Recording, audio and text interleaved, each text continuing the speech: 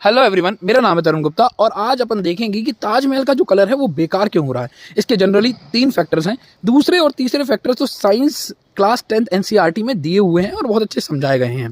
पहला फैक्टर क्या है कि जो यमुना रिवर है वो बहुत ज़्यादा पॉल्यूटेड है और उस पॉल्यूशन के कारण बहुत सारे इंसेक्ट्स आ जाते हैं ताजमहल के ऊपर, और जब वो एक्सक्रीटा रिलीज़ करते हैं, मतलब उनका वेस्ट रिलीज़ करते हैं, तो उस कारण से ताजमहल का जो कलर है वो बेकार दिखता है।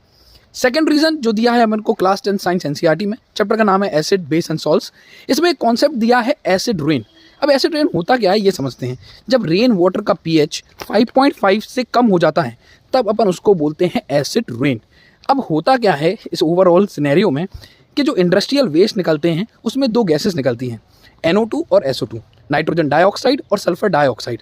जब ये दोनों गैसेस वाटर से मिक्स होती हैं या फिर रिएक्ट करती हैं या फिर एयर में प्रेजेंट मॉइस्चर से रिएक्ट करती हैं, तब 2 एसिड बनाती हैं, सल्फ्यूरिक एसिड और नाइट्रिक एसिड। मतलब सल्फर डाइऑक्साइड गैस जो है वो बनाएगी सल्फ्यूरिक एसिड और नाइट्रोजन डाइऑक्साइड गैस जो है वो बनाएगी नाइट्रिक एसिड। तो ओवरऑल क्या होगा, ये जो एसिड है वो ताजमहल की जो अपर लेयर है उसको ख़राब कर देता है।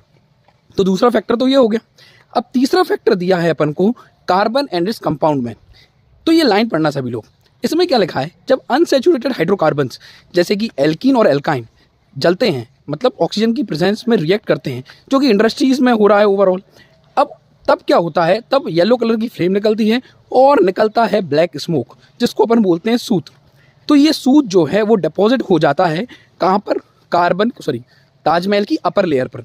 अब होता क्या है, ये आपने घर पर भी देखा होगा कि जब भी अपन कैंडल जलाते हैं तो एक ब्लैक कलर की स्मोक निकलती है। तो ऐसी स्मोक निकलती है इंडस्ट्रियल पॉल्यूशन से और ताजमहल के अपर लेयर को ख़राब कर देती है। इसको आप कैसे रिलेट कर पाएंगे कि पुराने ज़माने में मम्मी वगैरह से, या फिर आप लोगों ने देखा भी होगा कि काजल बनाया जाता था, तो कैंडल वगैरह की जो फ्लेम निकलती थी उस पर कटोरी उल्टी कर देते थे और वो सूत डिपॉजिट हो जाता था।